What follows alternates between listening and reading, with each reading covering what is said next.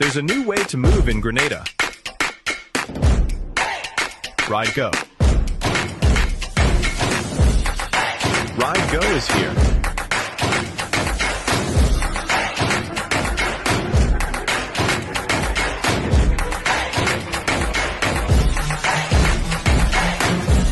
Ride Go. Where do you want to go? Are you a progressive young leader, a proactive emerging executive, a rising professional? Then you need appropriate cover for your vehicle. Introducing the Promoter plan from Beacon. Car insurance that includes free loss of use, windscreen cover up to $3,500, free special perils, free accident forgiveness. Get Beacon's Promoter plan today. Don't procrastinate. Call Beacon today at 440-4447 or visit beacongrenada.com.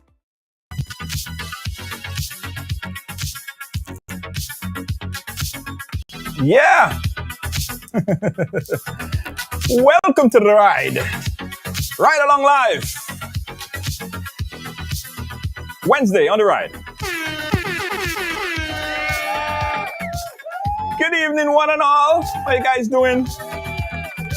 Lydia, I see you. Shirley, I see you. Riders near and far. Worldwide. Love it, love it, love it.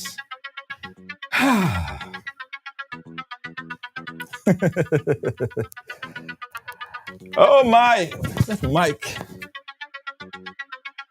Lydia James over there on YouTube, I see you. Thank you so much. Guys, today we're going to have a discussion. A discussion, an important discussion. And it's important that we have this type of discussion because I believe when you don't speak and when you don't have debates and conversation, maybe contrast of opinions and difference of opinions and stuff like that, it actually, you get a lot accomplished, right? So it's better to be speaking about the things that's going on and Ride Along Live, the most diverse platform, we always encourage conversation. We encourage both sides to come on and state their point of view. Now, there have been a lot in the political arena within the past, say, 48 hours, 72 hours. A lot been happening. And I firmly believe that if any platform exists right now could sum up and get an unbiased perspective, both sides' perspective, is this one right here. So we invited a well-known personality. You guys know him very well. Kem Jones is here. Yes, Kem Jones is here. And Kem is on fire today, guys. Kem is on fire. He's ready. But we couldn't stop there. No, we couldn't stop there. How could we have Kem and, he wouldn't look good. He wouldn't look good. We didn't tell you about this, but we do have someone I think is positioned. They say Kem stand alone by himself, but we do have a good debate when we have this next person on. I ain't gonna tell all you who is it yet. But I say Kem stand alone? Nah, we need to have a debate. Not just Kem, let's have a debate, let's have a conversation. Yes? No, we have to have this conversation. Night, riders.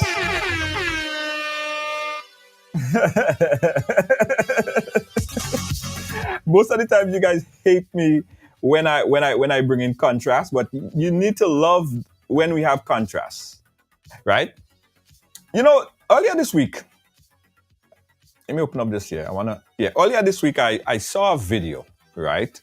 And the person in the video was speaking about how the political landscape and the political conversation is really going out of hand, right?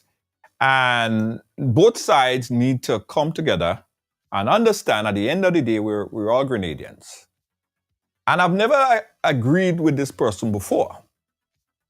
But I agreed with him this time.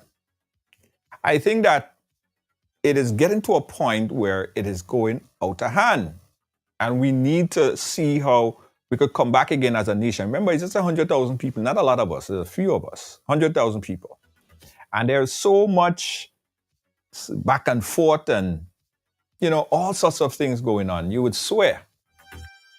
So I agree with that person. But the only thing is just the message was good and the messenger was bad. Just the messenger I had a problem with. Because the same messenger, same individual who took it upon himself to be the candidate to speak about change and all of that stuff, he himself has been over the past however long, right? One of the most negative person on social media. So I don't think that he was a good right messenger for that story. In fact, I get attacked numerous times. Sometimes you guys send me some videos or some photos or some write-ups that him and other individuals said about me. It doesn't bother me because I'm like a callaloo leaf in the rain, right? But without any attack, without any reason to be defensive, certain people just feel the need to just, bad talk, or try to dismantle an operation. With me personally, umpteen attempts to uproot my business. It just been happening continuously. Haven't stopped. So I do agree that we need to come together and conversate. So this is the start of the conversation, the real conversation. And also talk about what's happening in the political arena right now. So I'm happy to bring on right now on the platform. We didn't promote Perry. We didn't promote Perry, but we just... Kem, you look like you saw a ghost.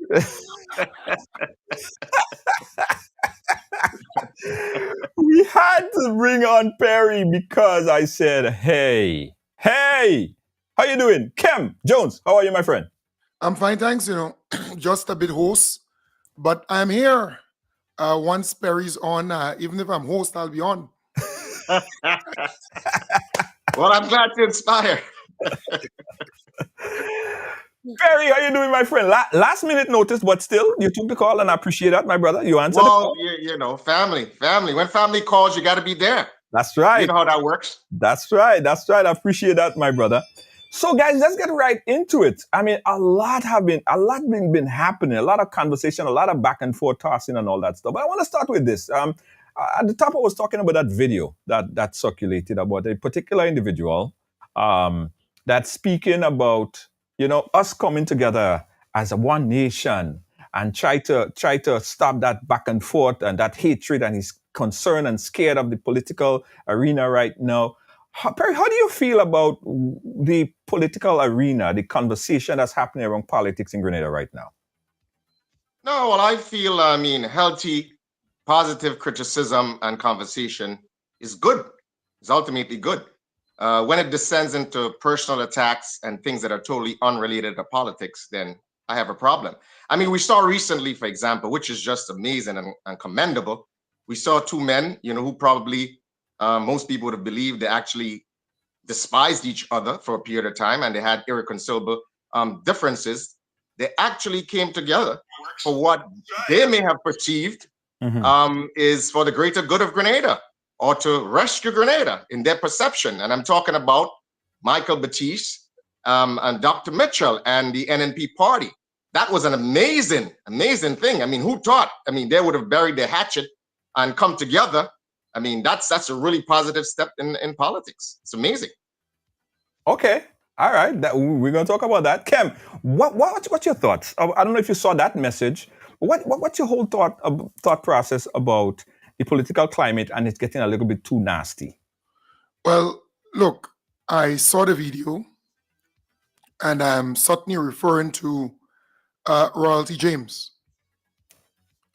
right? So the gentleman, he did a video, and I think there was another gentleman who spoke thereafter. I think he does a podcast, and he commented on it too. I saw both. boy, I have been in this thing for quite a while, and I have seen it nastier. I have seen it more tense. I have seen it in the gutter sniper type of politics. I am comfortable. I would disagree with people. They would disagree with me. They would say things about me. I will say things about them. But at the end of the day, it is what it is. It's not for a man who afraid the heat, True.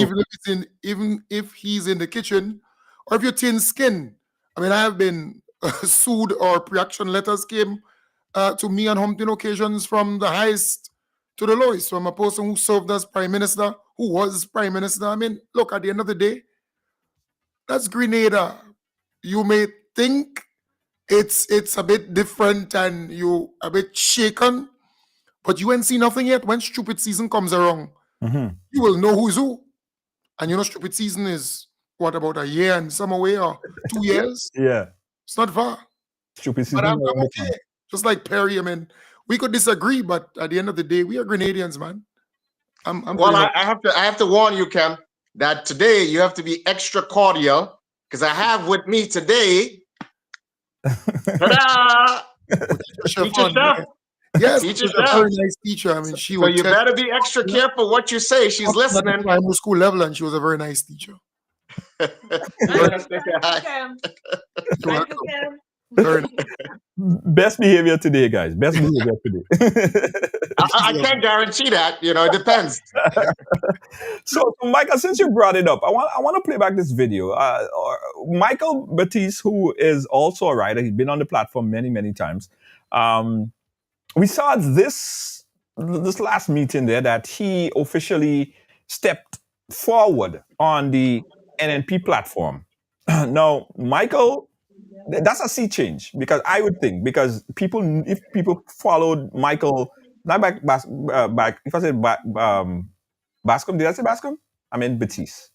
Michael Batist. If anyone followed Michael Batist's history, they would understand how the tension was between him and Dr. Kit Mitchell. In fact, the first time Michael Batist appeared on Ride Along Live, it was him calling me to say that he needs to do a program to talk about what was done to him on the NNP administration. And he had nothing nice to say. And he was talking about his car, his vehicle, all sorts of different stuff. So it was a total sea change. So we saw this past week, he stepped forward on the NNP platform, and this is an excerpt of what he had to say. Listen. The two representatives for St. Patrick's, East and West, has caused untold damages to you, the people of Grenada, Carriacou, and Petit Martinique, especially you, the young people. And let me tell you how. When Cornwall could say to the United States of America, take your visa and stick it. Cornwall was not just talking for himself, he was talking on behalf of we, the people of Grenada, Carriacou, and Petit Martinique. That is not the language. When Deacon Mitchell, and you know, the man wants to be like Maurice Bishop so much, I don't know. Maybe they should find Maurice Bishop's body, dig it up, and put Bishop's head over his body. When Deacon Mitchell is standing and telling the United States of America, Grenada is not your checkpoint.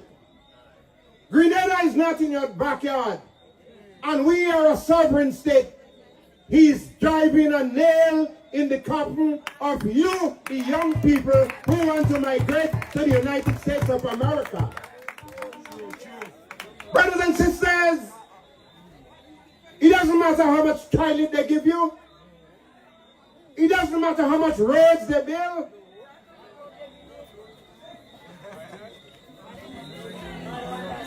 When the United States of America is against any country in the world, a lot of bad things has happened to that country. All right, so that's Michael on the platform. He said a lot of other things, but basically targeting the MP for St. Patrick, both MPs for St. Patrick. Kem, your take on Michael Batist's position. I don't know why I'm saying Bascom. On what he was saying, and he's now like a spokesperson on the platform for the NNP. Your thoughts? Right. So, Junior, look, I have been following the NNP meetings because, they have a series of public meetings. I've been following those meetings with great interest. Firstly, those meetings were poorly attended. Secondly, if you look at the cadre of speakers, you would realize that it's really folks who've been there 20-something years in the politics. Michael Batist entered politics in a real way in 1995. I mean, this guy's a grandpa, if you want to consider it so. Lorena Waldron, for example, she entered the politics in 1995 or a little before. She's a grandma in the politics. Roland Bowler entered the politics in 2003, but just a little before that, I think he was appointed senator. This guy is a senior guy and, a grandpa in the politics. And in the scheme of things, Keith Mitchell, he was badly beaten by George Hostin in 1972. That's about 40-something years ago. He's a grandpa in the politics. Gregory Bowen again entered in 1999. We're talking about 20-something years ago, right? 26 years ago. And the people who are speaking for the NNP, they are speaking because they have nowhere to go, one, and they still believe that they are relevant. Two, they are not connecting because you're looking at a population who is under 60-something% under 45 years of age, right? Most of these people, they are dealing with smartphone, smart TV, smart watch, smart tablet, everything smart. Even your blender and everything in your house now. Your lights are even smart. These folks, they're analog. They're black and white TV. They're BlackBerry phones. They cannot be updated. Instead of saying Wi-Fi, they're saying Wi-Fi. I'm saying all of these things to say they are unable to connect with the electorate. And the electorate has grown. If you don't know, the people who are able to vote now, we're talking about almost 92, almost 92,000 people. We moved from 86,000 to about 96,000 people being registered. So more and more people are registering. But I want to say, coming back to Michael Batist, I'm not surprised. Michael Batist wants a home. He was either kicked out, thrown out, or spit out, dealt a serious blow by the NNP. Keith Mitchell treated this guy like a cocktail puppy, like a runaway pothong that come in your yard and for some reason you want to chase it. But the guy has nowhere to go. Nobody else would accept Michael Batist. Michael Batist cannot cause anybody to vote for NNP. In fact, I would ask Perry if he could go on the platform next time. Maybe he might be able to persuade a couple of people to vote for NNP, but not Michael Batist. Michael Batist is outdated. People see him as a laughing stock. In fact, if you follow the meeting, that said meeting in St. Patrick, the folks were laughing at him and not listening to his message really. So look, he made reference to it's not a matter of how much bathrooms they build for you. You go and speak to the recipients who received a modern bathroom and toilet facility. So they're no longer messing, and I'm messing, not number two, in messing in a pit latrine or using an open bathroom. The NNP left 8,715 people using pit latrines, messing in a pit latrine. And when rainfall and you go in that thing, you have problems. You have to go and bathe after. The NDC is building modern bathroom and toilet facilities for these people with tiling done, painting done, plumbing done, electrical work done, giving them back their dignity and their humanity back, right? He talk about roads. People need roads. This government continues the NNP. They build roads too. The NDC is continuing the process to build roads. This is important. But he was making a point to scare the young people into believing that their visa, they would not get visa. Or this is a issue about them getting visa to go to the United States. That's not the issue. He tried to scare them, but that's Michael Batist. I'm not surprised. Perry, what's your thoughts? Well, I mean, it's, it's a little disappointing to see Kem use colorful language to try to denigrate Michael Batist. But I think a lot of what Michael Batist has said is grounded in sound reason and logic. And if you remember, Kem, in the last show we had, I told you, and you might have said that I was a fearmonger too, because I told you I wanted you to be scared. And everything that I said on the last program, I think you should, give me a public apology. Because everything I said in the last program actually came to pass. And I see you treat age, and experience as some sort of disease or some sort of curse. But quite to the contrary, age and experience is very significant. I mean, what I worry about is youthful, chauvinistic recklessness. That, my friend, gets us into a heap of trouble that we may find it very difficult to get out of. So, I mean, Michael Batist was talking about what a particular minister had said in Parliament. Now, if you say something in Parliament, you are automatically assumed to be representing the position of the government of Grenada. And he went to the effect and he said, we have a moral or legal obligation to protect a certain country and their workers. But the problem with this is that you can have your own personal feelings about these things, but you cannot go in Parliament and say these things as if you are representing the government's position. That is reckless. Now, of course, the other gentleman that Michael Batist specifically spoke about, which I guess I can speak about, is Mr. Cornwall.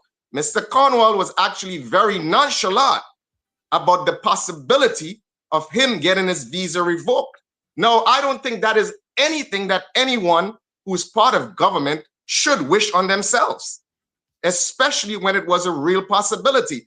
Now, let me tell you something. It's always said that words have consequences, and those words obviously had consequences. So we cannot be sensational and emotional and say, we can do what we want. We don't have to succumb to the United States of America. Whether you like it or you don't like it, the United States of America is a superpower that can do incalculable damage to us if they wanted to. Again, as I have said in the past, Grenada is not in a position to project economic power, neither political power. That is why I found it very surprising that a 3-year-old administration, which was developed mainly from inexperienced youth, all of a sudden, in high stakes, global politics and global possible military action would come and say, Grenada can come forth and be an interlocutor in this whole high stakes negotiation. Come on. Do we honestly believe that that was the most diplomatic or wise thing to do? I mean, we went to Washington, D.C., and we didn't even get a chance, not even a chance to drink the seltzer water that was on the table. Rubio, the Secretary of State, equivalent to our foreign minister, basically spent half an hour with us and kicked us out. That just tells you how the administration may perceive all of what we're doing that is not in their favor. Now look at the consequences with the fishing situation. That is horrible consequences. We're talking about 50 million EC dollars. That is significant to the economy of Grenada. Again, we were nonchalant. We want to talk about the United States. And as I have said before, the medical school contributes $100 million every year. Now that is significant. So we cannot be reckless. We can have our feelings, but we cannot, as politicians, we must be masters of tact, masters of diplomacy. Unless the government knows something that probably we don't know, probably there's some sort of internal conversation that's taking place, or something internally that they know, or alternatives that they had or have that they might see a brighter future with. But even though there's a concept of a bird in hand is worth two in the bushes. So even though you have the prospects or you want to pursue or look at other situations, economic situations, you cannot immediately abandon what you have, immediately abandon it, and then pursue what you don't have. It doesn't work like that. It's like something I had said, and I saw, circulating, and I think it was Dr. Patrick Antoine. He said that, the Caribbean can save $1.3 billion if they decide to pursue other avenues of imports like Brazil and Turkey and Mexico. Now, that may be very much true, but I don't know how strategic, I don't know how politically wise for him to go on a public platform or for it to be put in the public domain of such a pursuance. It doesn't make sense. This is something that you would discuss internally. But he's not a member of parliament, nor is he a government. No, I'm not talking about parliament. He was advising CARICOM. I'm talking about even more regionally. Okay. He was saying to CARICOM that they can save $1.3 billion if they were to pursue other economic imports with other countries like Turkey and Mexico and Brazil. But I'm saying that may be all well and good. That may be a reality. But this is not something that you say in a public forum. Okay. I mean, how wise is that? It's the same thing. So you see, it's the same thing that the current administration is doing in Grenada. And that is reckless. Right. It is not tactful. It is not diplomatic. I've never seen in the annals of politics any nation rush to another nation's aid without calculating first the consequences thereof. Right. Let's put a pause there because a lot to digest there. I want to segment it in a way that we could all reply to elements of what you said. Kem, response? Well, for me, look, Perry sounds like the person who is in the colonial master's house. And because they took him from the field and they brought him in the colonial master's house, he believes that he's different from those in the field because the sun is not hitting him as hard as those in the field. And he might get the leftovers from the master when he eats. At the end of the day, I am simply saying, Michael Batist went into Rose Hill with one objective, and that was to scare the young people into believing that either their visa will be taken away or they would not get a visa to go to the United States. At the end of it all, I don't believe he achieved his objective because Grenadians are smart. Grenadians are intelligent.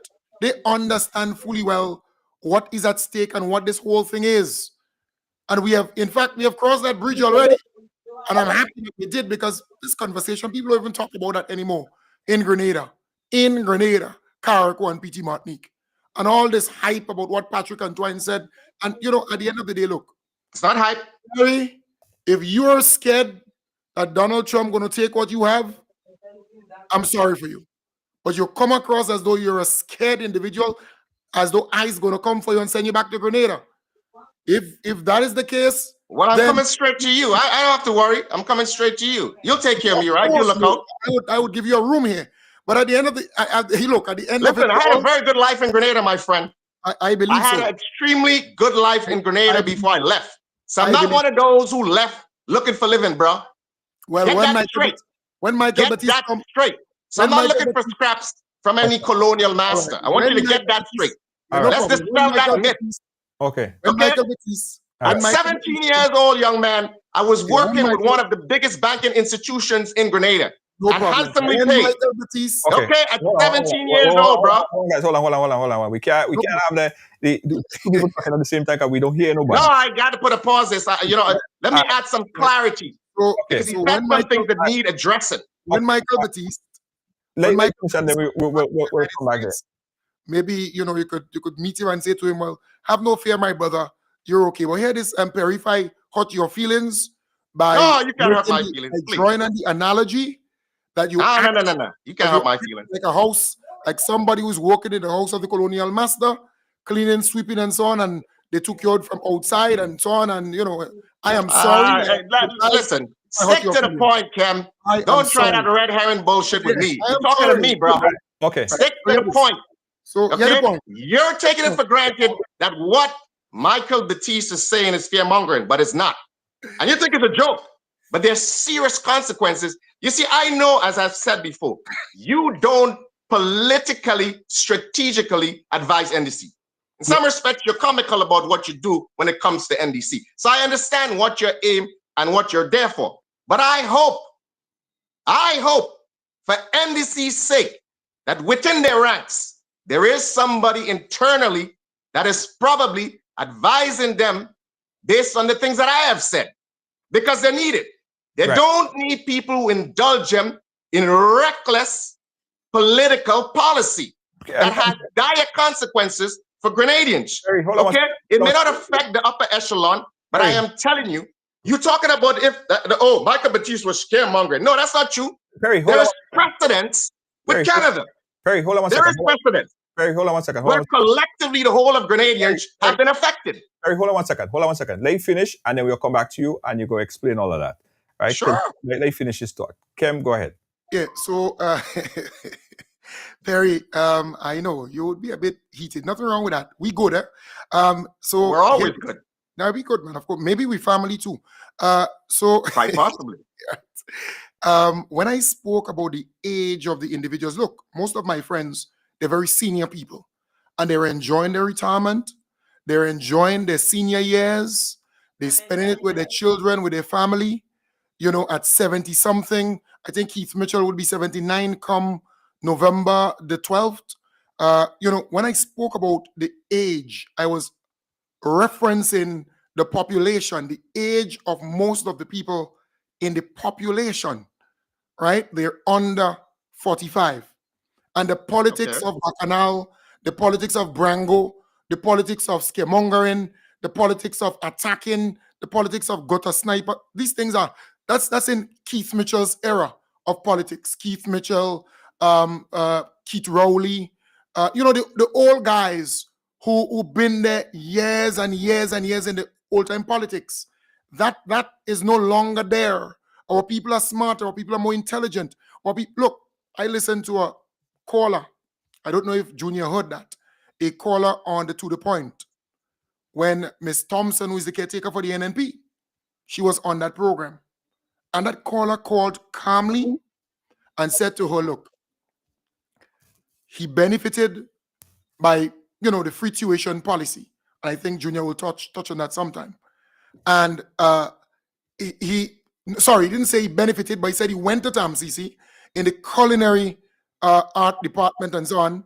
And, you know, he saw the kind of money that had to be found to pay the tuition and that kind of thing. And now that people are benefiting with the free tuition, he's happy for them. And he said, look, he was in Felix Park in late night, and he saw our beloved Prime Minister walking in the constituency, you know, and he engaged him. And he said to Ms. Thompson, at the end of the day, the Prime Minister is engageable. He is always in the constituency. You can, if you have people who you have concerns, you know, you want to address those concerns, you may want to bring it to his attention. In other words, the constituency is not just about the Prime Minister or Ms. Thompson. It's about developing, it's like pulling things together. And he referenced Delma Thomas and Gloria Thomas. He said, look how they join up and they're working in the best interest, even before they were in the same party.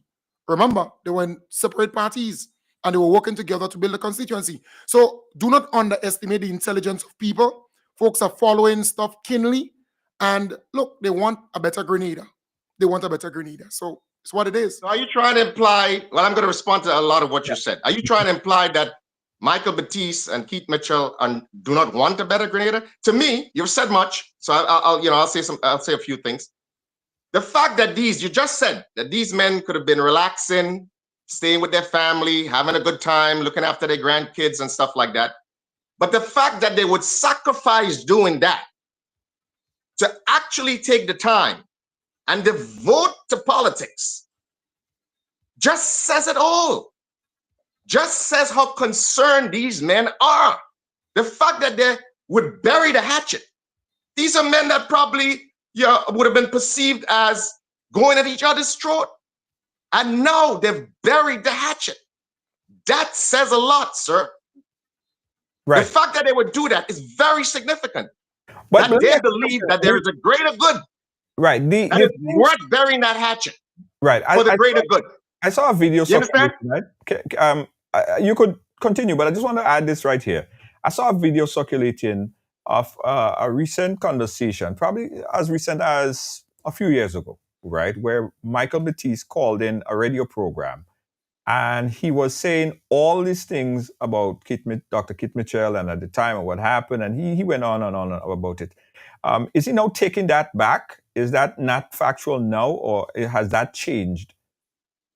My friend, Junior, that is the nature of politics. People say many things about people, but that is even more significant. The fact that he would have said all these things, all those things, and Keith Mitchell would have forgiven him, and he would have forgiven Keith Mitchell, and they were able to bury the hatchet and come together on the same platform and come together with NNP. Man, that is significant. You cannot underestimate that at all. Then Kem talks about this being fear-mongering. This is not fear-mongering because there is precedence in the past. There is a situation where Grenadians were collectively banned or collectively needed to get visas to go to Canada. So there's precedence. There's issues there. So you can't just sensationalize this and romanticize this as, this is nothing serious. That is the problem. That is actually immaturity. When you are not vigilant, do not pay attention to what's happening, and all of a sudden it creeps up on you, and then there are consequences for your action. It's like what I've said. It's like what I've said in the past. We met $500 million in a treasury. It's, look at that treasury. She's a beautiful girl. She's pregnant. And what did we do? We didn't create that money. We didn't do anything economically to create that money. So it's like spoiled kids. You come into a situation, you inherit the situation, your parents left money for you, and what do? You go on a spending trip. You blow it out. Is that what it was? You see what I'm saying? You blow it out. Then, the bottom line is this. You cannot underestimate the value in experience and age. These people have seen this situation before. That they might be positioned, much better positioned to deal with the situation. For example, people who have had experience during the PRG know for a fact that it doesn't make sense getting in the middle of global politics. Grenada doesn't have enough political or economic cushion to deal with that. Okay? We've seen that in the early 80s. There's precedence. So guess what? People who have personally experienced that will say, hey, guys, you know what? We got to tread cautiously. But here we are. We're coming and proposing to get ourselves in the middle as some sort of negotiator between high-stakes global politics. Yeah. Are we nuts or something? Let me tell you something. Back in the day. Go ahead. Go ahead. I'm sorry, Junior. Go ahead. No, I wanted to kind of go back to that 500 million thing in the treasury there, right? Because the $500 million that was in the treasury, I say a pregnant treasury, whatever. I don't know where that whole terminology come out. I know treasury will be pregnant. But anyway, it's neither here nor there. Well, it's obviously metaphorical. Yeah, I know. How did the money get there? It's Grenada's money, right? And was the money squandered? Kem, from your understanding, was it a spending spree? Was it the government taking that money and just going and spend it out? Or what became of that money? So firstly, this talk about $500 million is incorrect. In fact, the NDC made $341 million there, right? So all this talk about $500 million, that was cooked up by the NNP. But if you're in government for so long, leaving government with zero is bad management. We had a structural adjustment program. Austerity measures were imposed on the Grenadian people. We, the Grenadian people, made sacrifices. And as a result, we were able to have that money there. But here it is. $75.1 million was spent on 500 and something pensioners some who were waiting 5 years, 6 years, 7 years, 8 years to get their legal pension and gratuity. The NNP refused to pay them, refused to give them their money. The NDC came in and paid them. The NDC gave 13% increase to public officers. They didn't have to go on the streets and march and demonstrate and blow bubuzelas and conch shell to get that money. They were able to get the increase, 4%, 4%, 5% over a 3-year period. The NDC also gave the police officers pay and grade an increase of $710 on their salaries, something that they've been negotiating for 10, 11, 12, 13, 14, 15 years. Some people say even almost 2 decades, so that the salaries can be brought up to the nurses and to the teachers because they were lowly paid. So they got the pay and grade and increased significant millions from there again. The regularization of workers, or they are being made permanent. Teachers only recently, 320 something teachers made permanent, and they have to be paid retroactively. In some instances, the salary goes up. So at the end of it all, and I'm just using these as some examples, there are quite a number of other areas that I can touch that the NDC injected and put money into the hands of our people, right? Making things happen for our people. And that's just some examples. At the end of the day, brother, the NDC did not take this money and go on a spending spree, as you said, and throw it left, right, and center. We can see what they did with the money. They invested the money back into the people, in the hands of the people. The ordinary Grenadians, the CES program, they came in, and, because of COVID-19, it affected a lot of small and medium-sized businesses. They pumped up to $30,000 into those businesses as a grant so that they could get back on their feet again. And we can go on and on. There are umpteen other examples that I can give to show you that the NDC is about people and that the money that they met is properly spent. And when NNP came into power in 1995, NDC had a similar structural adjustment program where, it was austerity measures on the backs of the Grenadian people, and they brought the debt down to $340 million. We were credit worthy again, and NNP came in and they went on a spending spree, meaning not spending spree, a borrowing spree, not a spending spree, a borrowing spree, where they borrow at commercial interest rates. But hear this. Lastly, I want to say something in connection with what Perry was saying earlier. All I can tell him, a dancer, a good dancer, knows when to leave the stage, get down the stage. Because the same people who are applauding you is the same people who turn around and boo you. Get down. And that is in reference to Keith Mitchell, Michael Batist, Lorena Waldron, Roland Bowler, Gregory Bowen, and the others. A good dancer knows when to get down the stage. Is it to your understanding that the monies paid for the pension, for example, for the pension and all the other monies that was paid as Kem outlined, right?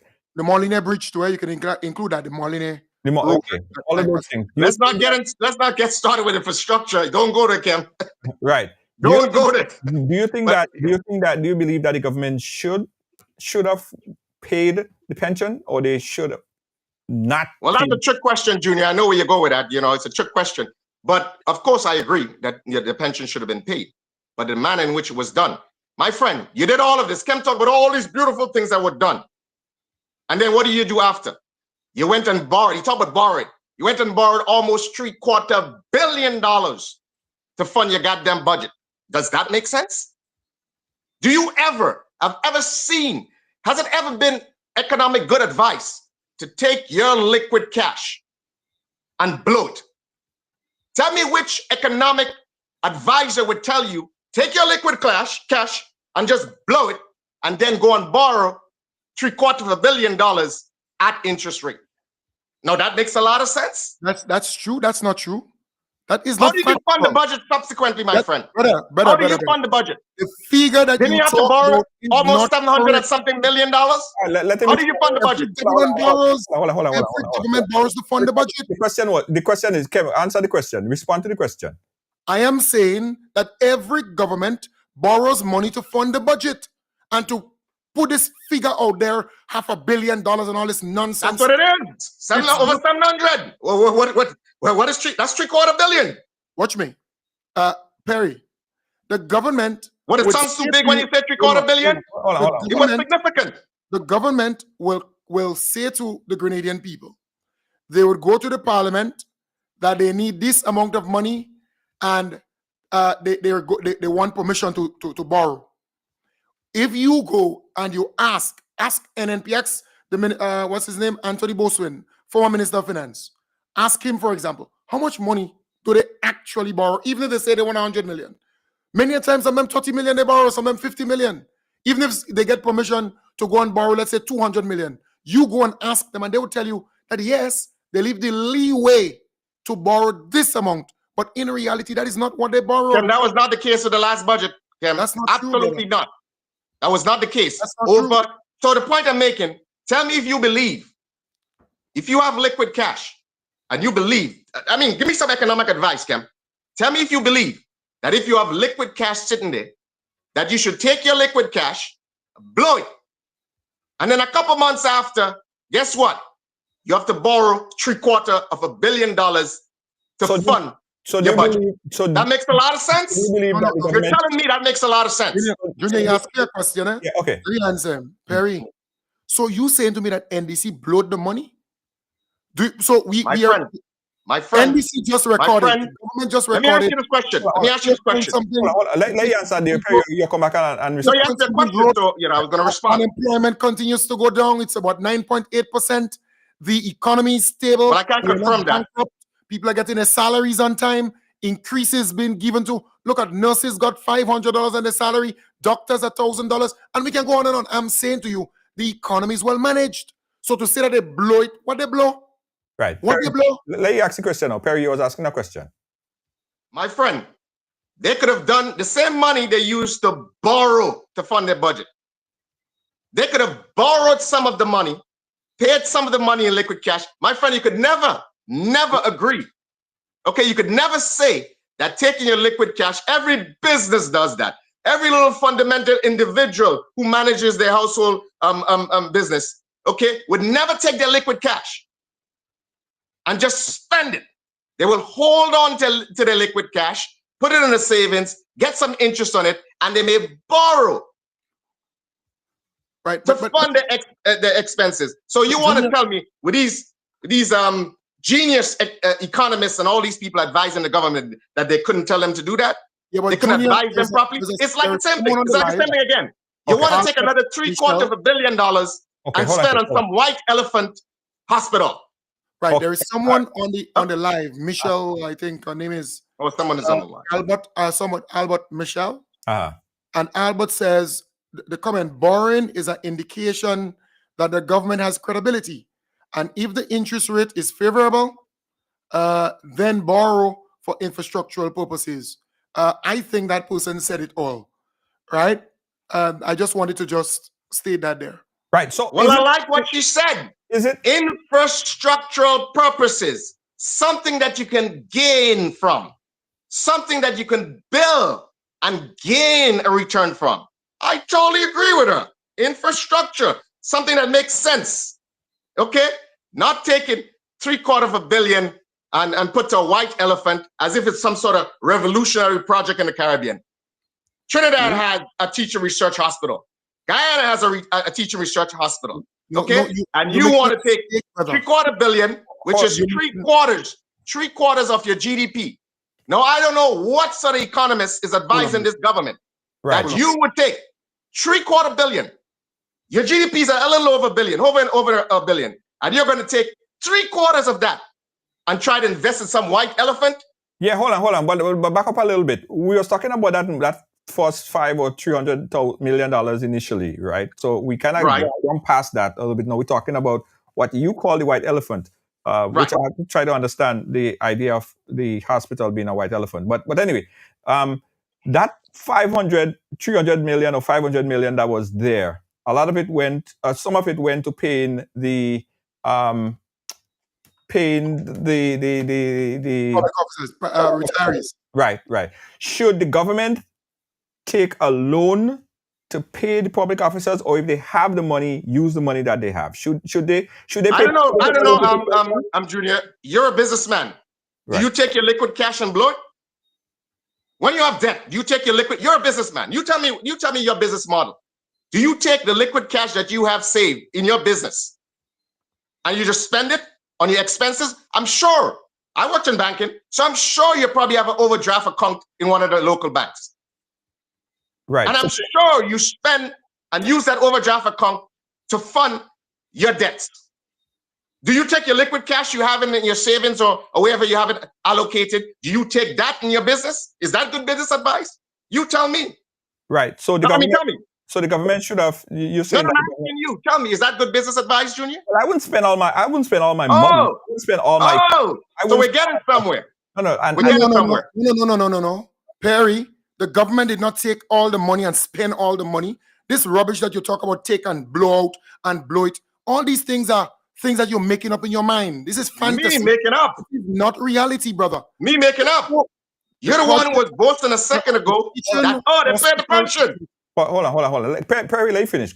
The teaching hospital facility is an investment, and there will be returns on that investment. It is simple as is.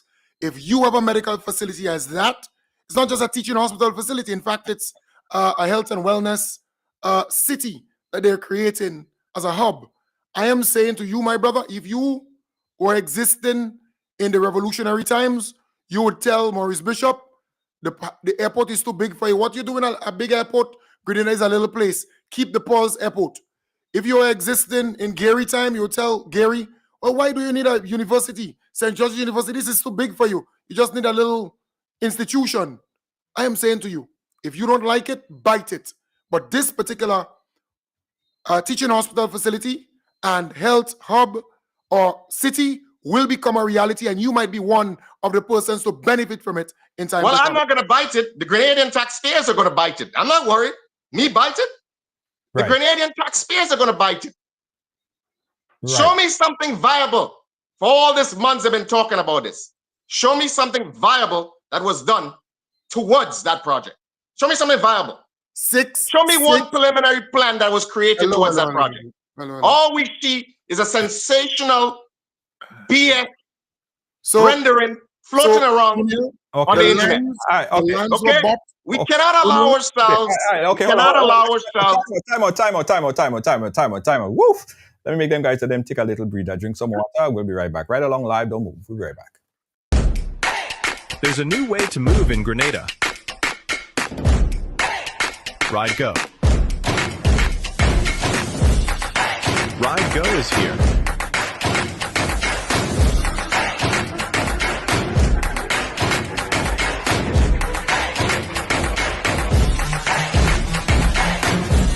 Ride Go. Where do you want to go?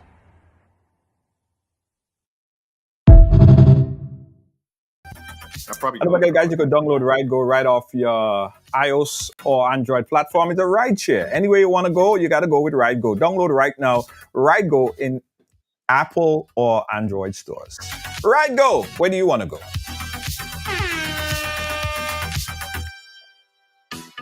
Woo! I got to fix my earpiece. Okay. Good to take a little time out sometimes, guys. Sure. I got a question for Kem. Okay. All right. So I got a question for Kem. All right. Okay, go ahead. Okay, let me ask you this. Do you believe that it is in the best interest of Grenada, the Grenadian government, to say that there will be some sort of middleman negotiator in high-stakes global politics between the United States and Venezuela? Do you believe that's a really smart move? And before you answer that, I'll tell you this. I remember, back in the days when we used to go to fairs and these little tea parties and so on, ever so often a fight would break out. And you know what would invariably happen? The guy who tries to part the fight is the one that ends up getting most brutally damaged by the fight. So now you can respond. Right. So Junior, the pronouncement made by Perry is firstly inaccurate. The government of Grenada never said so. In fact, the article was published where it was suggested that the government of Grenada intervene because, the Caribbean is a place of peace, seek to intervene between Venezuela and the United States, knowing that there is relationship with both countries. The United States of America Grenada enjoys a good relationship with the United States of America. Venezuela, a similar thing. It was only suggested that Grenada intervene in such. For him to say that Grenada actually pushed themselves in the middle to see how they could solve this thing and pat this thing and calm this thing down, that's not the case. Okay. So you're speaking on behalf of the Grenada government? My name is Kem Jones, brother. I can tell you a person. So that is your opinion about what happened, right? So that's opinion about what happened. It's not an official position. A person was asked to describe me. And he said, no, Kem Jones is not a diplomat, he's a flomat. No, you're not. You're way more than that. Well, let me ask you this question. Mia Mottley from Barbados and St. Vincent and the Grenadines Prime Minister Ralph Gonsalves said the same exact thing, right? They wanted to be a middleman? No. They said the same exact thing as it relates to the United States. St. Vincent and the Grenadines. In terms of what? What are you talking about? In terms of what? Okay, let's go back a little bit. Ralph Gonsalves said in reference to the removal or taking away of his visa from the United States, he said that if you had to take it away, take it away. I would prefer you take it away than I have all these people die, right? Mia Mottley from Barbados said the same exact thing in opposition to America or the State Department is saying that, okay, well, if you don't comply with the U.S. position in terms of Cuba, we'll take away your visa. So what was the difference what Grenada said versus what St. Vincent said and what Barbados said? But I'll tell you what Grenada said. I'll tell you. Ralph Gonsalves is a man with decades of experience in politics. And I guarantee you, what he says publicly and what he does behind the scenes is entirely different. And of course, I have a lot of admiration and respect for Mia Mottley. She's a fox. She's pretty willy and cunning.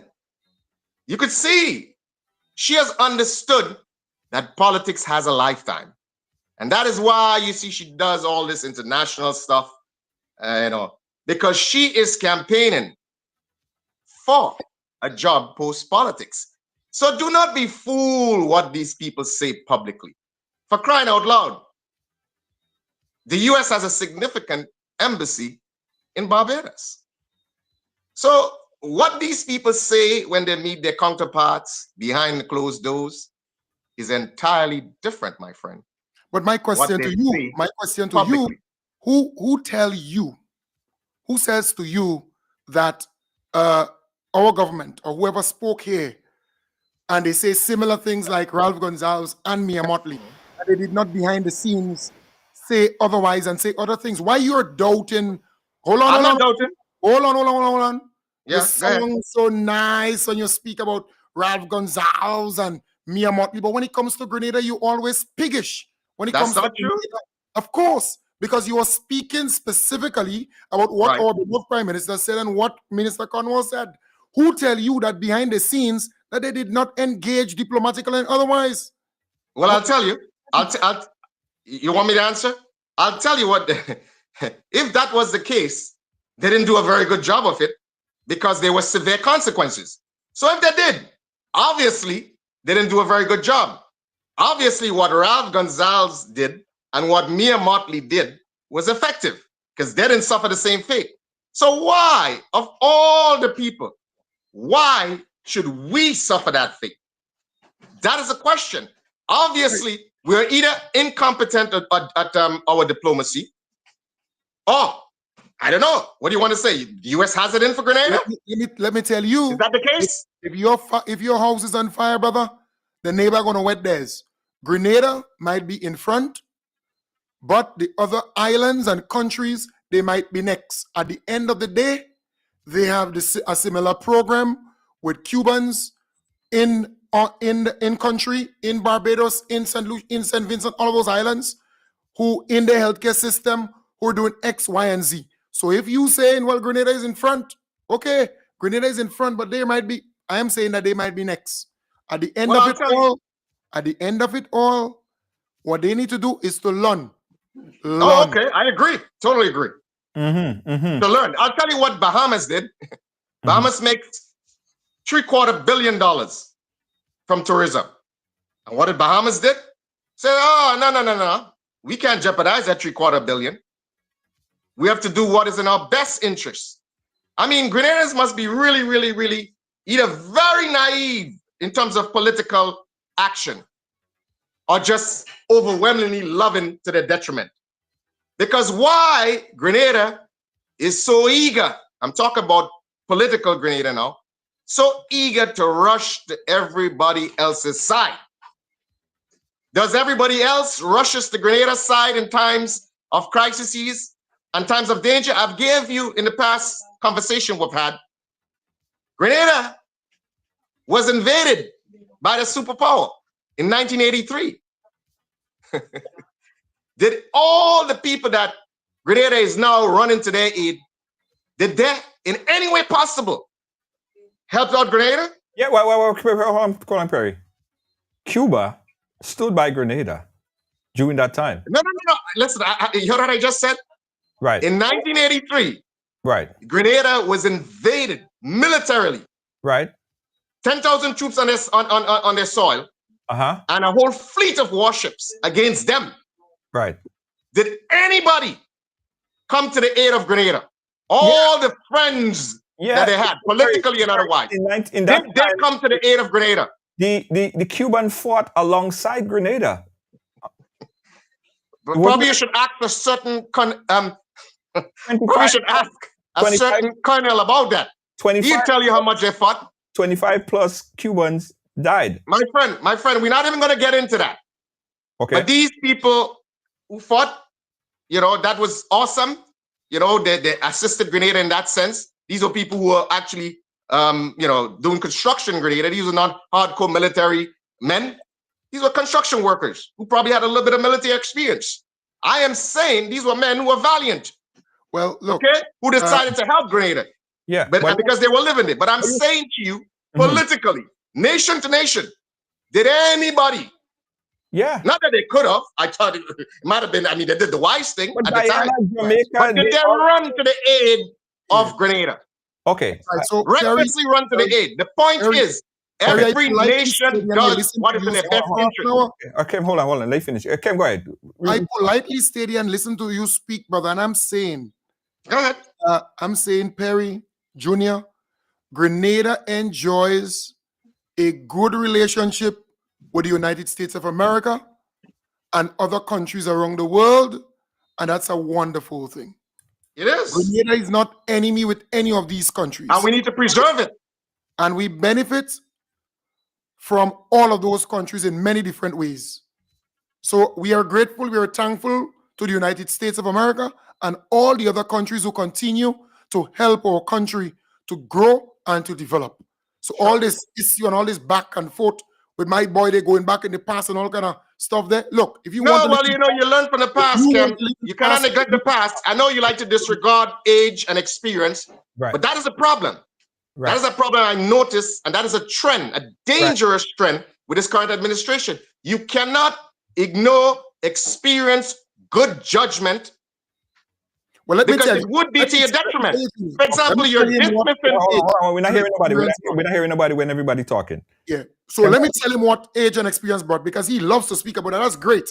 I love that. And let me tell you, Keith Mitchell was prime minister for 23 years and a half. You spoke about the Fisher folks are down to lose $50 million. And most people in that field came up with that figure.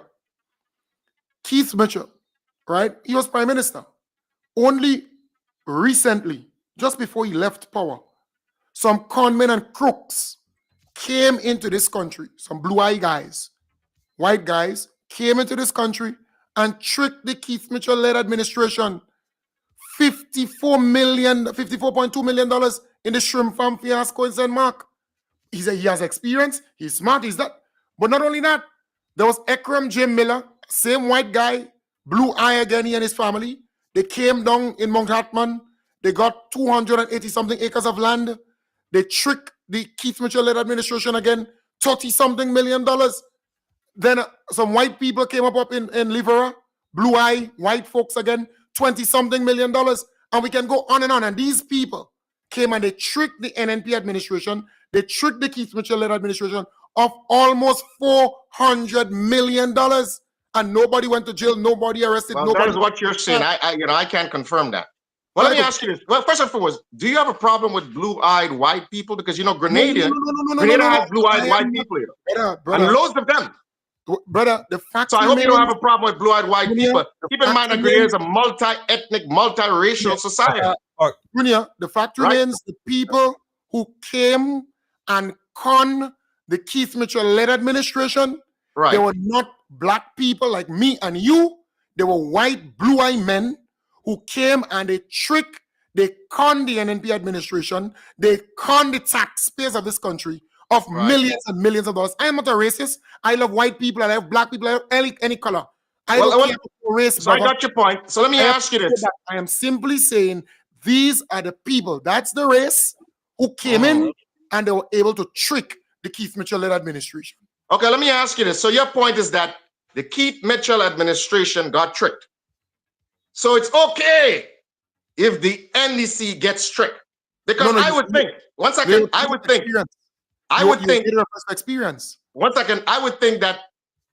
that if something was done in the past and people changes administration, you change administration in the hope that the new administration would do better. Yes. Okay?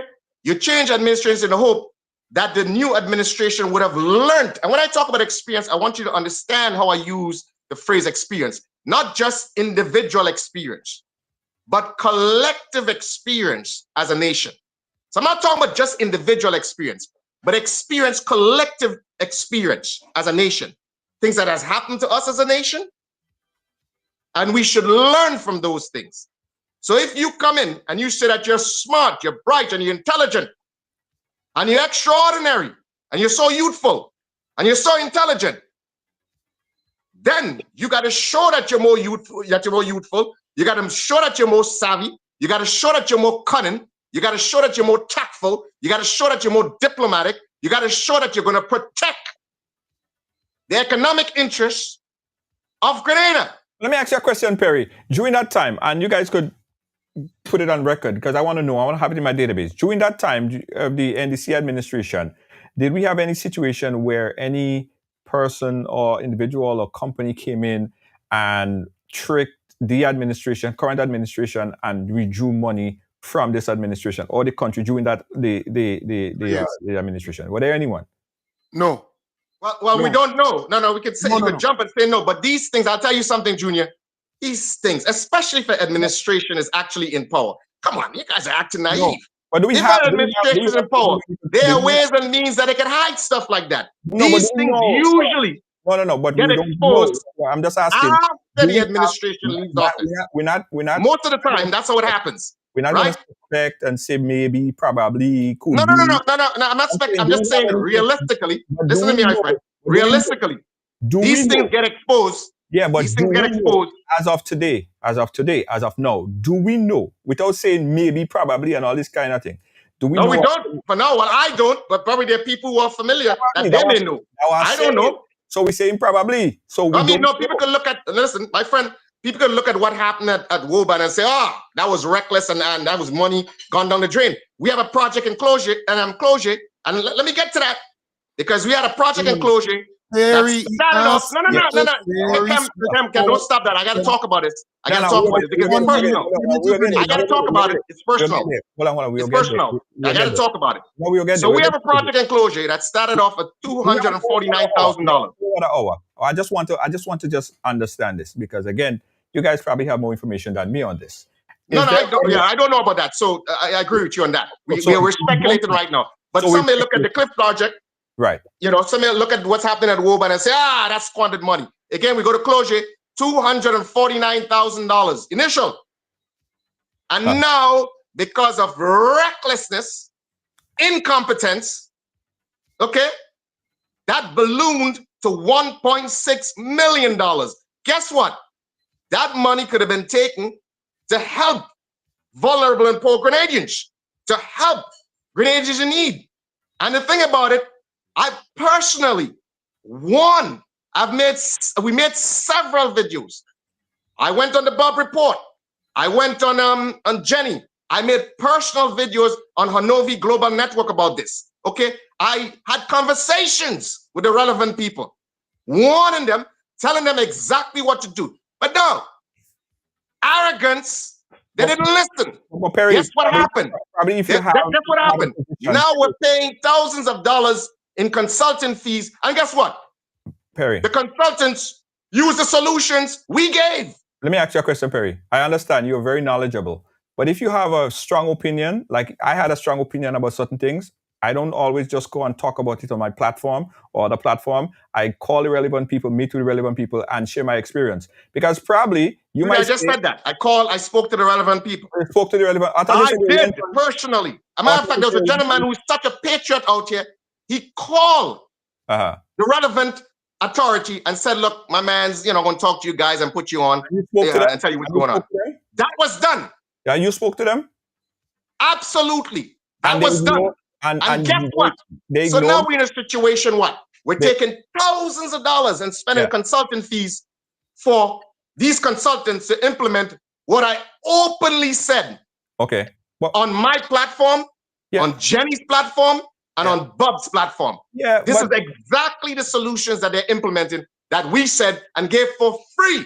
Okay. And now you're paying consultants thousands of dollars. But they probably should have paid you.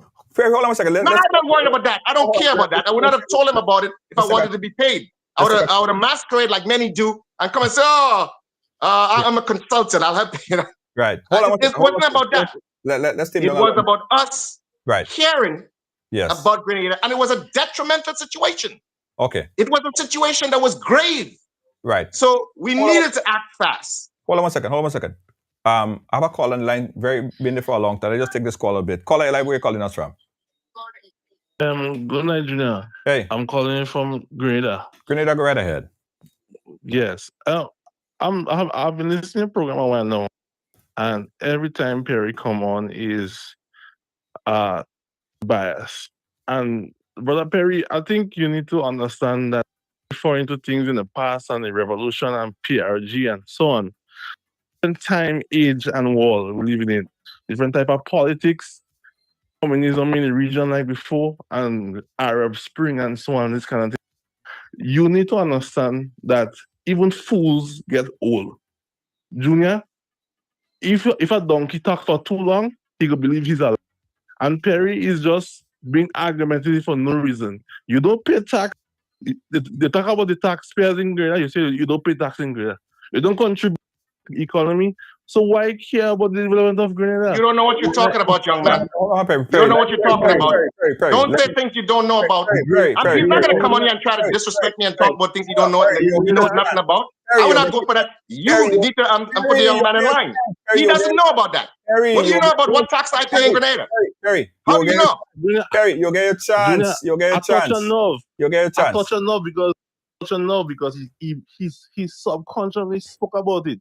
When Kem that taxpayers, he mentioned about the hospital is Grenada taxpayers have to pay for it and not him. Mm-hmm. That's what I'm trying to say. And them are in America.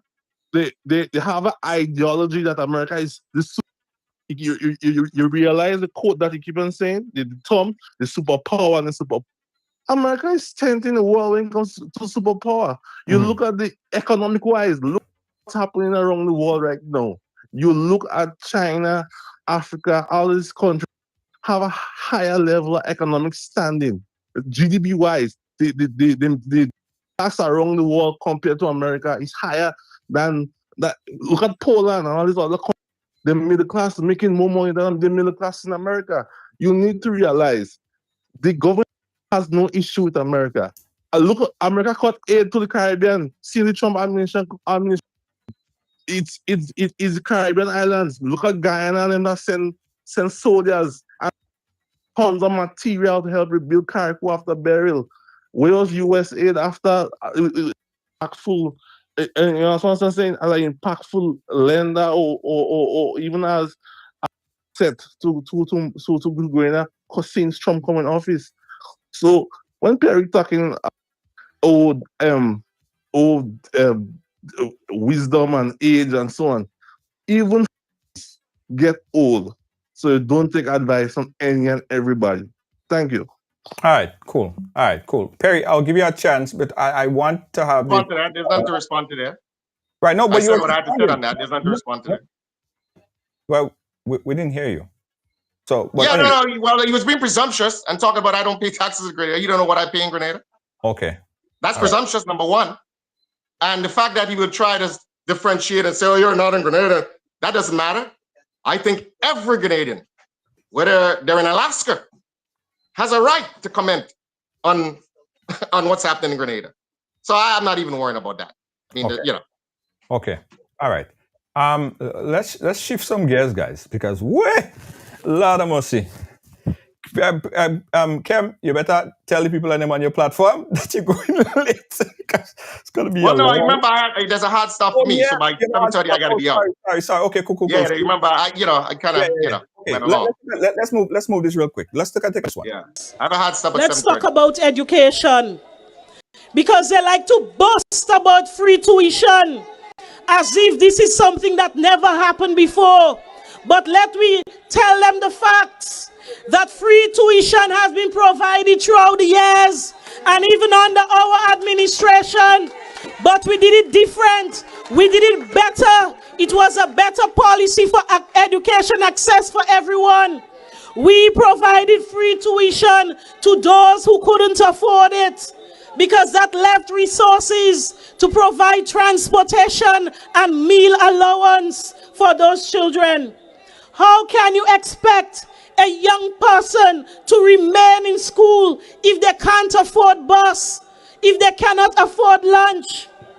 It is no surprise, my brothers and sisters, that the level of dropouts in TAMCC and NULO is rising because they're frustrated. And did you see the amount of them that they're turning to gambling? The news showed it last week. That is because they're looking for $1. They're looking for $1 to pay the bus to go home. They're looking for $1 to buy their lunch. Right. Okay. So let's touch on this here. Kem, jump in. Well, look, you ask a question regarding, before I get into that, if any convestor crook came into this country in the last 3 years and conned the NDC administration, and the answer is no, they have not done so. And I'm really happy, and I think most Grenadians will be happy to know that. And it's a given fact, right? Moving on, in terms of Kate Lewis and what she said there, look, there are things that the opposition could easily applaud, commend. The free tuition policy by this government is a wise one, is a good one, where you have $810 being given to all the students who attend, all the young people who attend TAMCC and NULO. They're not discriminating. They don't want to know if your mother has a car or your father has a house or if your father working in a bank, because many a times the people who work in, like, say, the bank or wherever, or police or a nurse, or, maybe somebody in the private sector, you may think that they have money, but when they pay their mortgage, they have very little to spare. So the government, just as they did the free textbook program, the NDC administration, they gave it across the board. Even if you're private school, public schools, everybody had access to getting a book or getting books to go to school. When the NNP came into power, they removed it from the private school because they said they could afford. They could afford to send their children to private school, so we're not giving them any free books. Same thing. They're angry because the NDC decided to roll out this free tuition program for all students in NULO and all students in TAMCC. So all I'm saying is, look, we all are taxpayers. And Perry, you're a taxpayer. right? At the end of it all, you can't discriminate or segregate against children. Just give them the access, give them the opportunity to learn, to bloom and blossom, and it's a good help. And maybe the government maybe could consider what the opposition is saying by maybe assisting those who may need assistance with transportation. They might be able to go through and identify 50, 60 people, maybe 200 or 3 who may need a little help with transportation. Because from what I understand, there are students who are getting assistance with transportation, but at a constituency level. So maybe they could do it at a kind of national level to say, well, if you need assistance, we can render that. And I think she spoke about lunch, food.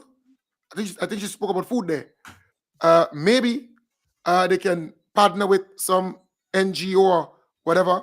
There are organizations who would love to cook and feed students who are not able to purchase a lunch. So sometimes it's just to meet each other halfway, but it's a good initiative. And I think they, instead of going on a platform and getting on like this, it's a good opportunity to say, look, it's a good thing, but here is some areas where we can enhance it. Right. Yeah, Right. well, Right. I have no issues. I mean, when it comes to education, to me, there's no limit. It doesn't matter if they think or perceive that people can afford. As you're right, I mean, they may not be able to truly afford. They may not have as much, as you said, disposable income as people think they do have. You see what I'm saying? So I agree. If the government decides to give everybody a scholarship or everybody, free tuition, I think it's an amazing thing. You know what I'm saying? There's no issues there. And of course, any party will try to score little political points and say, oh, well, you could do it a little differently. But again, I am all for that. There's no disagreement there on my end at all. Totally for what you guys are doing. Keep doing it. It's an amazing program. Right. Okay. So in terms of going forward, right? And the first question that we asked, we're coming back full circle, where the political climate is hot right now. It is a steamer, right? And people are feeling scared. People are saying that they're feeling uneasy. They don't know what will become when it really gets into stupid season, silly season later down. What can we do as media person, or is it up to us to set the agenda, set the tone of the conversation? What role do we need to play to kind of tamper down the temperature a bit? What do you think, Kem? No, I think we all have platforms, and speaking to our supporters, speaking to people who follow us, to let them know that you can disagree with a person, but that doesn't mean to say that you have to hate the person or you have to go after the person physically or otherwise, right? Grenada is small. Everybody knows everybody. Related. Yeah, and you may not even think that you're connected by blood, just to Absolutely. discover it down the road, right? But at the end of the day, look, we can disagree, we can agree on some things. Our population is more intelligent. We have smarter people. I could tell you that by the time someone goes to a doctor and the doctor starts speaking, they go on their smartphone and they start Googling the medication, they go Googling the diagnosis, they Googling what. So, you go to the shop, somebody tell you a price, you within no time, you have AI, you have artificial intelligence, you have those kind of softwares, and easily you get to know certain things. So people can't lie like before in the politics, because we're a bit at it with technology and so on. And I think we just could speak to our audience and tone it down and let our people know that we could disagree on things, man. We'd have to hate each other. Absolutely. My point as well. Perry, what do you think? Yeah, well, I totally agree with Kem on that. I think what we do right here, for example, we have healthy discussions, and it's good to have these healthy discussions.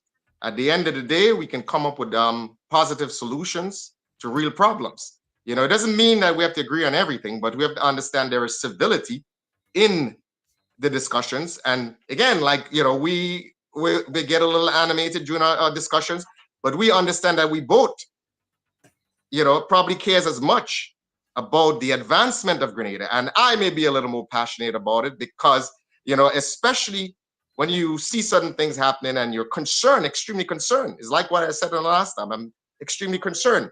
And you may know, and Junior knows, that ultimately, again, when you see people say things and they may be tough and they come across as scolding is because it's a special type of love.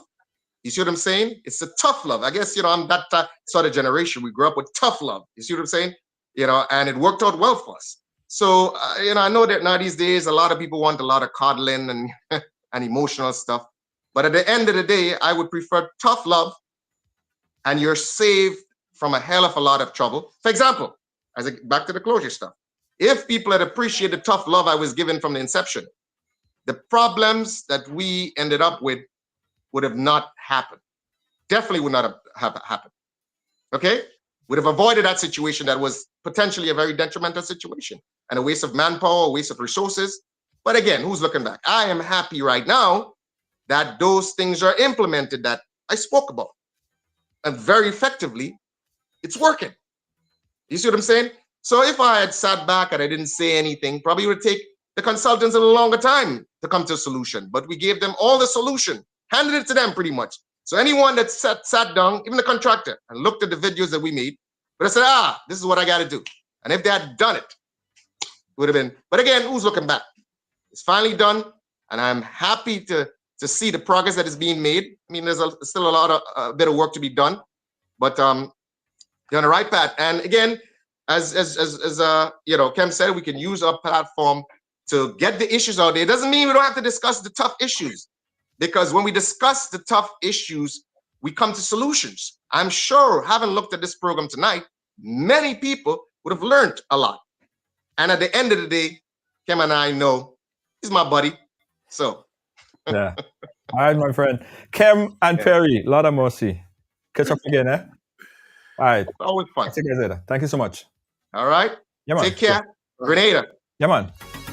At the end of the day, guys, it's about Grenada, right? Let's take a quick break. When I come back, I got a lot of final thoughts. Don't move. We'll be right back. Planning a night out on the tongue in Grenada? Well, getting a personal driver just got much easier with the RideGo app, of course. Now, you have access to over 100 licensed and approved drivers. Enjoy the vibrant nightlife knowing a ride is always just moments away. Safe, reliable, and at your service, wherever the night takes you. Download the RideGo app today and experience Grenada's nightlife with ease. RideGo. Hey, where do you want to go?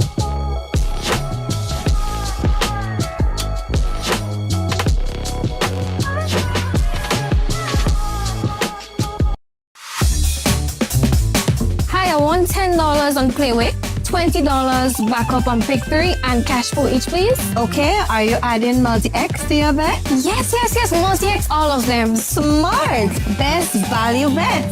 Backup and multi-X, you cannot go wrong. Don't matter the bet, multi-X all of the daily games. With multi-X added, your winnings can be multiplied 3 times, 5 times, even 7 times. So make it a rule. Add multi-X to all your Playway, daily Pick 3, and daily cash for bets every day and for every drop, and watch your money grow. Available at stores and online. You heard it here. Multiply your winnings daily. Must be 18 or older to play. NLA, making your dreams come true.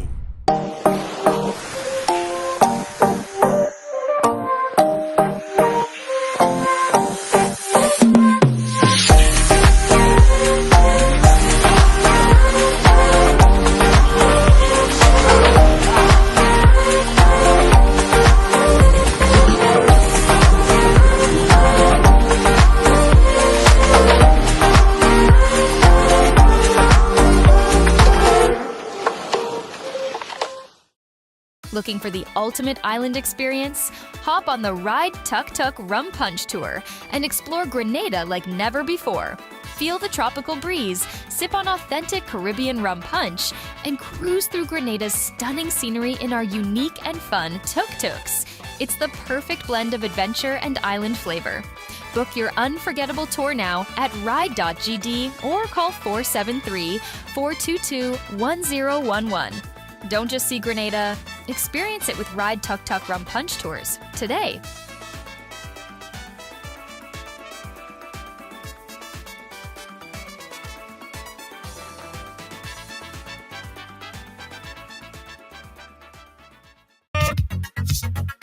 Yeah, there's no denying, right, that both Kem and Perry loves Grenada. There is no denying that they're very passionate about seeing Grenada succeed, right? And I don't want anybody to get a mixed feeling about those guys because I speak to both of them and I understand, I see their passion. Now, Perry might think about the idea of going forward, might be making a left turn at the junction, right? Kem might feel like that turn have to be a right turn. But ultimately, these guys, they all believe that eventually we're going to get to a place, to that same place. They just have a different perspective of getting there. So I don't want anyone to get the wrong feeling. I see, the comments, oh, don't bring back this one, don't bring back that one. But we have to listen to different perspectives. We cannot only listen and feel that we must hear things that feels or sounds good to us. Not everyone that I bring on or I conversate with mean that I believe them or I share the perspective, but at least I listen. And I'm in more difficult position than you because a lot of you guys probably say, bye, I ain't watching no more and could leave. No, I have to stay here and listen to it. So just how I have to stay and listen and check in and some of the things, they both made good points. It's good that we listen and assess and make that own judgment for ourselves. Don't let anybody tell you. Don't let any politician tell you. Don't let any talking head on media tell you. Don't let anybody, no host on no platform tell you. You have to do your own investigation, do your own check, come to your own analysis by yourself. But I have no doubt that these guys, both of them, they love Grenada. Just like how you love Grenada. And I believe every Grenadian, whether in politics, out of politics, in cabinet, in parliament, in parliament, cabinet, I believe they love Grenada. They might be on the NNP side and the NDC side, but don't deny or don't feel that they don't love Grenada. They just probably have a different idea. And they might look animated while they express that. But don't for once think that their love is not genuine and real. All right? Absolutely. But I love this debate. I love this conversation. I think we should have much more of it. And I'm reaching out to people all the time. Let's go deeper with the conversation. Some people shy away from this type of conversation, but we need to have it more. I say we need to have more of it. All right, guys. So listen. Earlier we were showing you about the Ride Go, right? We're showing you about the Ride Go app, and I got something special today for you. So people was asking me, what is Ride Go? What is this thing? What is this thing we're seeing, we're hearing about? What is it? Ride Go is a rideshare app, right? It's a rideshare app, and it is changing the way how you get a taxi or get a cargo, or whatever the case is. It's Ride Go. Let me see if I could give you a closer view of the app if you're seeing it or hearing it for the first time. This is essentially, this camera always blurry, Jed. I don't understand. This is the app. So when you go into the App Store, you download it. It's very simple. It's very simple. I know you guys probably haven't seen it too clear. I need to turn down the aperture on that camera. Anyway, this is the app. And when you need a taxi, all you got to do is just press taxi. And in minutes, you get a taxi pulling up to your house, or if you're in a club, a party, wherever. Over 150 taxi right now, right? On this app. So you may be in a position where you get stranded, or you're in a party, you need to get home, you're drunk, you don't want to drive, whatever the case might be, you need Ride Go. So here's what I want you to do right now, guys. Go into the App Store. Go into the App Store right now, whether you're on Apple or Android, go into the App Store and download Ride Go. It's spelled R-Y-D-E. It's right on the screen there, R-Y-D-E-G-O. Download the app right now. Download the app. And if you download the app right now, I'll give you a special shout out. Special shout out. I'll drop some credit in there for you as well. The right credits. Download the app right now. Agata, you like the debates? Nice. So download the app right now, guys. Go quick, download, open up our next browser and come back in and tell me you download. Let me shout you out. It's R-Y-D-E-G-O. Go into the App Store. Yeah, just go into the App Store, download it, R-Y-D-E-G-O. And if you don't live in Grenada, you might say, well, I don't need it until I get to Grenada. That's not right. That's not correct. Even if you have a family member in Grenada, you have a mother, you live in the United States, you live in Canada, you live in England, wherever, and you need to send a taxi to your mother, your father, your brother, your sister, your elderly family member, you could do that as well with RideGo. Yeah, you don't have to be in Grenada. You could be in England and send in a taxi for your mother. Right? So everybody that lives outside of Grenada, you need to get that app as well.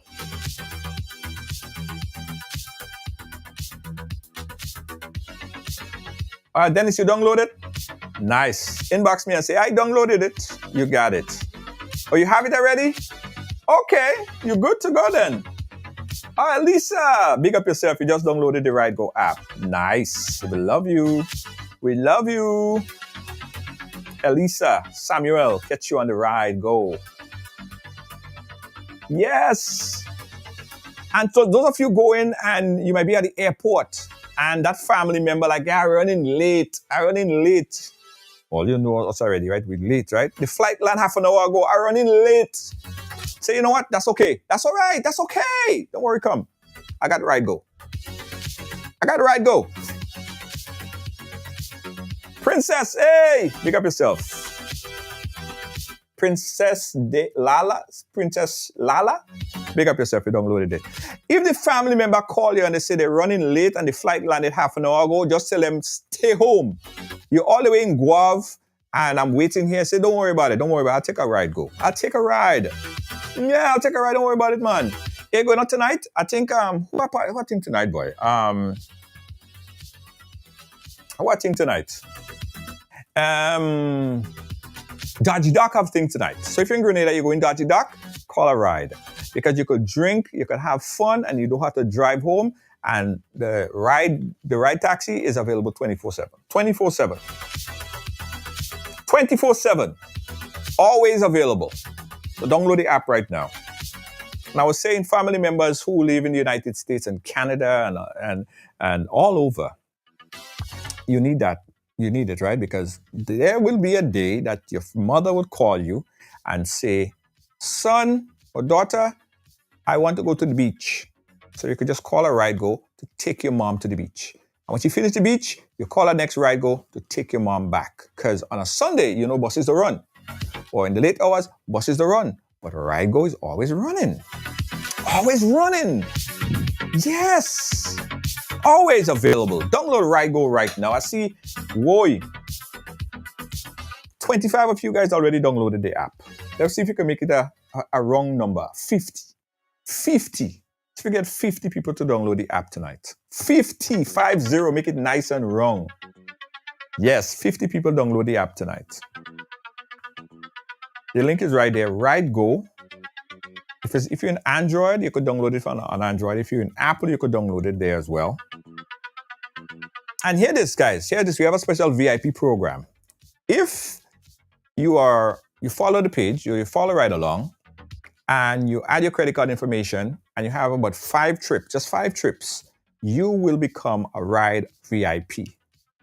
And whenever a driver see a VIP, they know you get the best treatment. Absolutely. I mean, everybody get great treatment, but you get the premium. You get the red carpet. Because it's your personal driver. That's your personal driver. You get the red carpet effect once you're a VIP. So you sign up now, you put your credit card information in, and you have a minimum of 5 trips. At least 5 trips. 5, cinco. Very easy, small number. And you become a ride VIP. Just as easy as that. And you go in Dodgy Docks tonight. Tomorrow, what happening tomorrow, boy? Junction. You're going Junction tomorrow? Big up Junction. Junction doing some big things, and we're about to do some big things with Junction. Yes. 30 people. Oh, wow, that was quick. That jumped pretty fast. 30 in download so far. Let's get a nice round number, 50. Yes. 50. We're going for 50 today. Junction, Dodgy Docks tonight.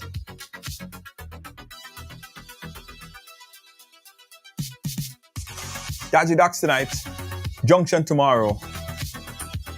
And if you have a popping spot and you want us to announce your spot right here and Ride Along Live, tell us, inbox us, tell us. You see so many Ride Go? Nah, there's only one. RYDEGO. That's it. RYDEGO. That's it. Let me put the link there for you. There's only one Ride Go. One Ride Go, never two. One Ride Go, never two. That's the Ride Go. I just put the link there. That's the link. You just don't click that link. Download for Android or for Apple. Another nice wrong number tonight. 50. 50. Got 50 downloads tonight. That's what we're looking for. I think we are 35. Last, I see Rachel. Photo. You're the last one to download. Big up yourself, Rachel. 50. Just go and download Ride Go. And join. You can be a VIP very, very easy. You get 5 rides. You put your credit card number and file information because it's easy and quick. You know, it's a cashless system. And if you call in a cab for how you call a ride for your mother and expect her to pay? No, you got to do better than that. And you know, some of you guys, you want to go out and hang out and you want to drink and you know Clark's Court is what you're drinking. You're drinking Clark's Court tonight.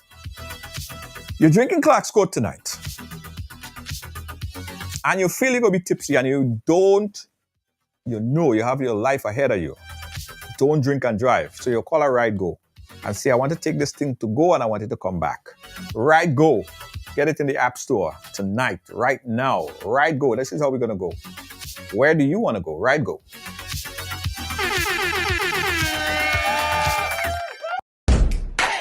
There's a new way to move in Grenada. Ride Go. Ride Go is here.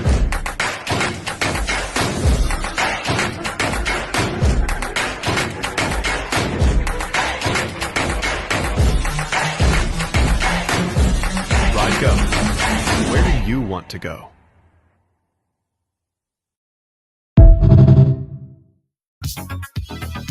Yeah, again, guys, download or you can scan that QR code there. The link is in the chat. It's Ride Along Live. Ride Go. Yes. All right, guys. Thank you for watching. Thanks for being a part of our program. We appreciate you so much. On behalf of all of our production crew here at Ride Along Live, we say thank you. We love you. We love you. We love you. We love you. I'll catch you guys again when? Tomorrow. You downloaded it? Oh, Jennifer said she downloaded it 4 weeks ago? Jennifer, so it now. You downloaded it 4 weeks ago. And I never see Jennifer send a request for a ride. Jennifer, why is that one? The Ride Go is a souvenir in your phone. Don't make it a souvenir in your phone. It's for you to use. Yes, Jennifer. 40. We had 40. Go up to 40. You don't see it? All right, let me send you the link. If you don't see it, let me send you the link. This is the link. I'll send you the link again. We had 40. See, I want 50. This segment is brought to you by Ride Go. Yeah, this is how you're going to go tonight. And don't make it a souvenir. It's not a souvenir item. Use the thing. Call a ride for a friend. You know what I mean? You're not seeing the free ride? Hey, you download it already? Download the thing. I will tell you how to get your discount.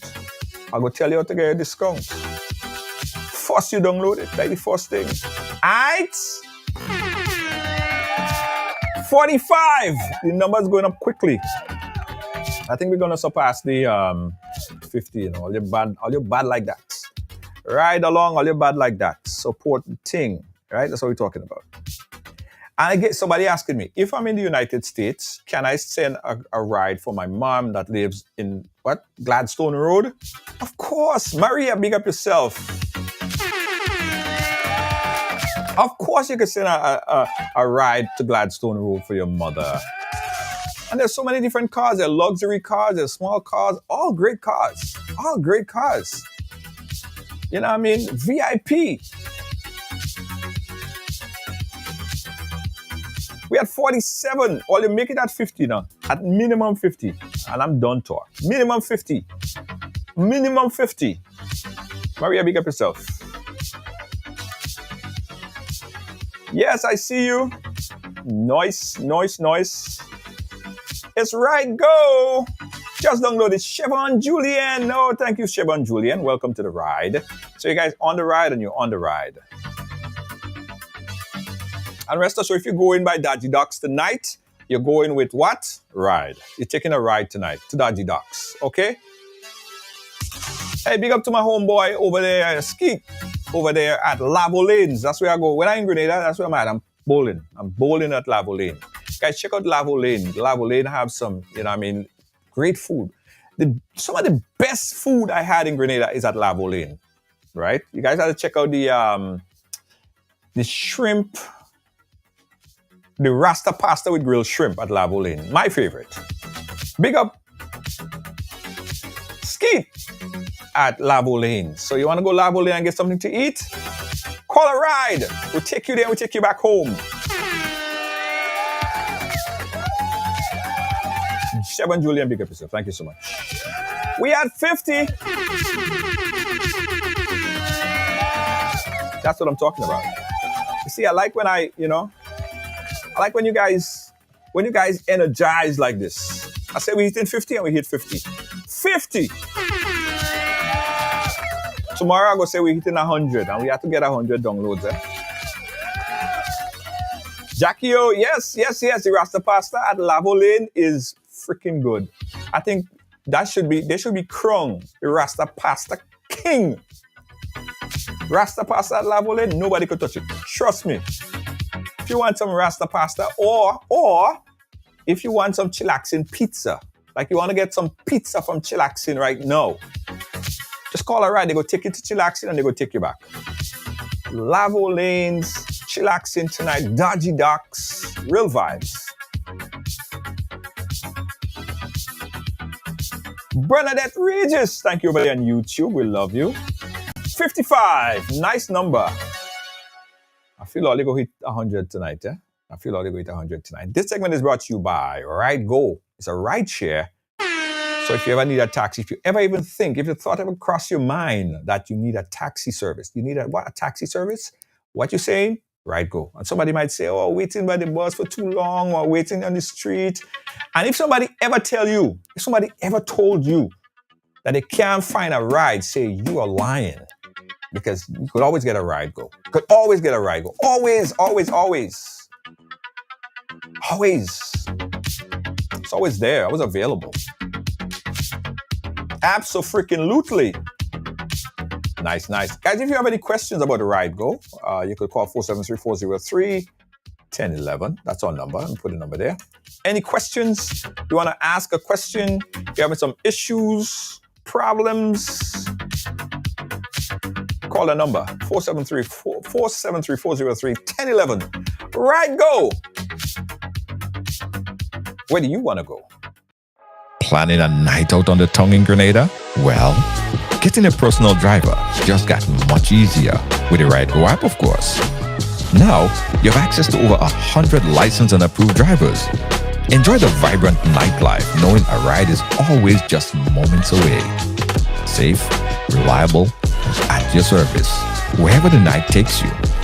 Download the Ride Go app today and experience Grenada's nightlife with ease. Ride Go. Hey, where do you want to go?